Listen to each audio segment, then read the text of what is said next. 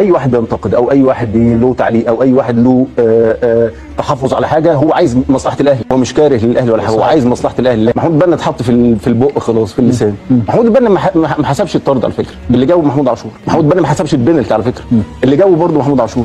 محمود البنا حسب بنالتي على الاهلي على طول من اول القرار. انا مش بدافع عن محمود البنا، لكن محمود البنا اللي الناس بتتهمه النهارده او بتشير لنقط وبما فيهم ناس كتير قوي رغم ان هم مش موجودين اصلا في مش طرف في اللقاء. الحكام كلها بتخدم طرف واحد اللي هو الاهلي، هو اللي المفروض يحلل الاهلي في كاس العالم للانديه.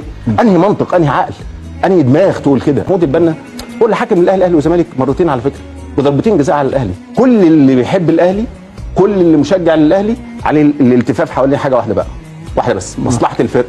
مصلحه الفرقه فين والكل يمشوها. فالحاله بتاعت النهارده يبقى قرار لازم يتقال ان هو ظالم. يعني ايه؟ يعني ادوا الدوري الاهلي وخلاص. البنا حكم في تاريخه مع النادي الاهلي اثنين، مع الاهلي والزمالك مرتين. المرتين بضربتين جزاء مش هو اللي حاسبهم، الفار اللي جابه وهو حسبهم.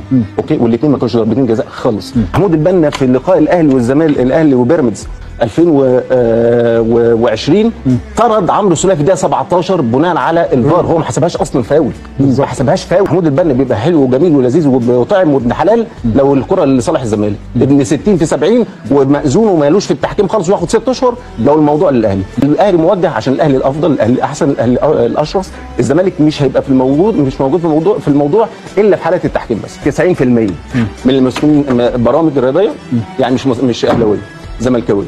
بقول ادوا الدوري الاهلي، ايه المشكله دي؟ انا بقول له الاهلي مش محتاج ان انت طيب الاهلي هياخد الدوري. الاهلي اصلا الدوري بياخده كده اساسا لان انت اللي بتساعدني فيه. انا اللي بقول لك انا تعادلت 5 ماتشات النهارده وانت مش عارف اصلا. طب انا يا سيدي اهو انا متعادل 5 ماتشات، الاهلي موجه. انا لاعب 10 ماتشات اتعادلت 5 والدوري موجه. فاهم؟ طب انت مش عارف تركب الدوري ليه اما الاهلي يتعادل 5؟ ما تركبه يا عم، ما تروح للدوري يا عم. يا عم هو انت بتجيب ضعفك فيا انا؟ يا عم ده انا ضعيف، ده انا مش احسن حاجه. ده بقول لك انا في الاهلاويه المفروض يساندوا الفرقه باي حاجه بس بسرعه عشان نطلع نقوم.